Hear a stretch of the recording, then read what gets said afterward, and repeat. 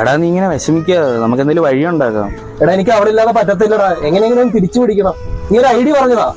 അളിയ ഒരു ഉഗ്രൻ ഐഡിയ ഉണ്ട്, നീ ഇത് ചെയ്യുവാണെങ്കിൽ അവൾ ഉറപ്പായിട്ടും തിരിച്ചു തരും. എന്ത് കളി ഐഡിയ ഒന്ന് പറഞ്ഞാടാ. നീ അവളുടെ ഒരു ടാറ്റു അങ്ങ് അടിക്കും, അത് കണ്ടാൽ എന്തായാലും അവള് തിരിച്ചു തരും. ഇത് നടക്കൂടാ, അവള് തിരിച്ചു വരുമോ?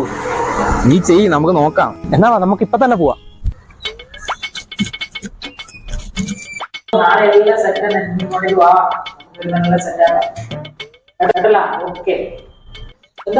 അതെ ബ്രോ, ടാറ്റു അടിക്കണമായിരുന്നു.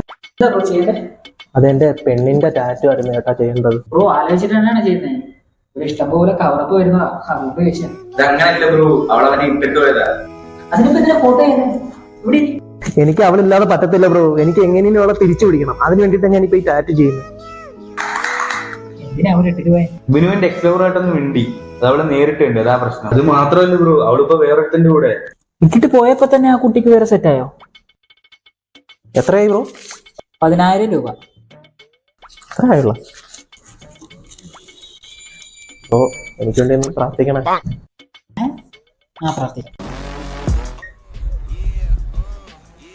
ആ ബ്രോ മനസ്സിലായ, അന്ന് ഞാൻ എന്റെ പെണ്ണിന്റെ ടാറ്റു അടിക്കാൻ വേണ്ടി ഒന്ന് മറ്റേ തിരിച്ചു പിടിക്കണം ആളാ. ആ ഓർമ്മയുണ്ട്. എന്തായി കാര്യങ്ങൾ? ബ്രോ താടിയൊക്കെ എടുത്ത് കളഞ്ഞ.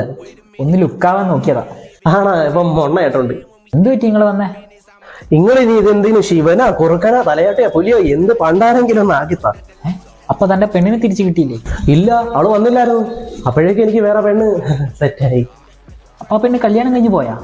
അന്ന് പറഞ്ഞില്ലായിരുന്നു അവൾക്ക് വേറെ സെറ്റായെന്ന്. അവൻ ഇപ്പൊ അവളെ തെച്ചിട്ട് പോയെന്നേ. നിങ്ങൾക്ക് ഇനിയും പ്രേമിച്ചൂടെ? ഞാൻ പറഞ്ഞില്ലേ എനിക്ക് വേറെ പെണ്ണ് സെറ്റായെന്ന്. അത് മാത്രമല്ല ബ്രോ, എനിക്ക് ഇനി അവളെ വേണ്ട.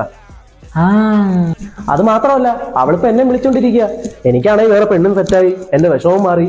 ഞാൻ കുറെ വിളിച്ചിരുന്നേ ഇല്ലേ, അതുകൊണ്ട് അവളെന്നെ കുറച്ച് വിളിച്ചിരിക്കട്ടെ.